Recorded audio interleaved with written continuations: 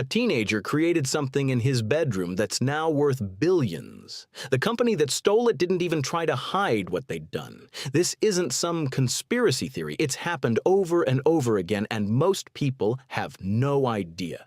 Number 5, the trampoline park empire. It's 1955, and a teenager named George Nissen is bouncing around on a device he built in his parents' garage. He called it a trampoline, combining the Spanish word for diving board with his love of acrobatics. George started performing at state fairs, showing off his invention to anyone who'd watch.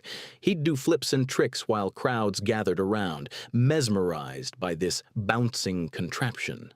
By the time he was in college, George was selling trampolines to gymnastics programs and military training facilities. Fast forward to 2004. Two guys in their 30s are sitting in a coffee shop watching kids jump on backyard trampolines. They have an idea. What if we filled an entire warehouse with trampolines and charged people to jump? Sky Zone opens its doors and becomes an instant hit. Within 5 years, they're opening locations across the country. By 2015, there are over 150 trampoline parks in the United States alone. The industry is worth hundreds of millions. George Nissen's simple invention that he'd been selling for decades suddenly becomes someone else's gold mine. These trampoline park owners didn't invent anything new. They just scaled up what a teenager had created 50 years earlier and slapped a franchise model on it. George died in 2010, just as trampoline parks were exploding in popularity. He never saw a dime from the industry that his teenage invention spawned. Number 4, the ice pop accident. It's 1905, and 11-year-old Frank Epperson leaves a cup of powdered soda mix and water on his porch overnight. He'd been stirring it with a wooden stick. San Francisco gets hit with record-low temperatures that night. The next morning, Frank finds his drink frozen solid with the stick standing straight up in the middle. He pulls it out and realizes he can eat it like a popsicle. Frank calls it the Epsicle, a combination of icicle and his last name. For 18 years, he makes them for friends and family, but that's it, just a fun treat he invented as a kid. Then, in 1923, Frank finally decides to patent his creation and start selling them at an amusement park. They're a massive hit. Parents and kids line up to buy them. He changes the name to Popsicle because his own children call him Pop. Everything's going great until the Great Depression hits. Frank's struggling to keep his business afloat. In 1925, he sells the rights to the Popsicle brand to the Joe Low Company for almost nothing. He's desperate for cash and has no choice. Joe Low turns around and builds a frozen treat empire worth millions. They didn't create the product. They didn't spend years perfecting it. They just bought it from a desperate inventor during the worst economic crisis in American history. Today, Popsicle is owned by Unilever, a corporation worth over $130 billion. Frank Epperson's childhood accident makes them millions every single year. He died in 1983, having made almost nothing from his invention. Number 3, the football face mask revolution. It's 1953 and a high school student is sitting in his garage staring at a football helmet. His name is Vern McMillan, and he's tired of getting his face smashed in during games. Back then, helmets were just leather caps with no protection for your face whatsoever. Broken noses and missing teeth were just part of playing football. Vern takes some plastic-coated wire and starts bending it into a cage shape. He attaches it to his helmet and shows up to practice the next day. His coach thinks he looks ridiculous. His teammates laugh at him, but after one practice, nobody's laughing anymore.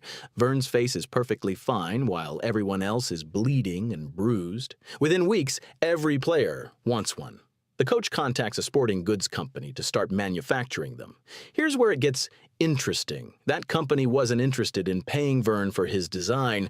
They just started making face masks and selling them to schools across the country. No patent. No royalties, nothing. By the 1960s, face masks were mandatory in professional football. The NFL made them a required piece of equipment in 1962. Companies like Riddell and Schutt made fortunes manufacturing them. Vern McMillan got zero recognition and zero money. A high school kid solved one of football's biggest safety problems, and corporations turned his solution into a billion-dollar industry. Number 2, the windshield wiper delay. It's 1963 and Bob Kearns is driving in the rain. He's noticing something annoying. His windshield wipers have 2 settings, off or full speed. There's nothing in between. Light rain means your wipers are squeaking across a barely wet windshield every second. Bob's an engineering professor, so he starts thinking about how the human eye blinks. We don't blink constantly at the same speed. We blink when we need to. Why can't wipers do the same thing? He spends months in his basement building a prototype. He creates an intermittent wiper system using electronic circuits that let drivers adjust the delay between wipes. Bob's so proud of his invention that he takes it straight to Ford Motor Company. They're impressed, really impressed. They tell him they want to work with him to put it in their cars. Bob's thinking he's about to become rich. Then Ford ghosts him completely. A few years later, Bob's driving behind a new Ford Mustang. He notices something weird. The wipers are moving in intervals. His exact design, his invention. Ford had taken his idea, copied it, and started installing it in millions of cars without paying him a single cent. Bob sued them in 1978. The case dragged on for 12 years. Ford had an army of lawyers and unlimited money. Bob was just one guy trying to prove they stole his design. He eventually won, but the legal battle destroyed his family and his mental health. Ford paid him $30 million in the settlement, but by then, Bob had spent decades of his life fighting them in court. Chrysler did the same thing. So did General Motors. They all copied his design and acted like he didn't exist. Bob died in 2005. Every single car on the road today uses some version of his intermittent wiper system. The auto industry made billions from his invention, while he spent his life in courtrooms just trying to get credit for what he created. Number 1, the intermittent windshield wiper inspiration. Wait, that's not right. Number 1, the smiley face. It's 1963 and Harvey Ball is a graphic designer in Massachusetts. A local insurance company hires him to create something that'll boost employee morale. Their workers are miserable after a bunch of corporate mergers.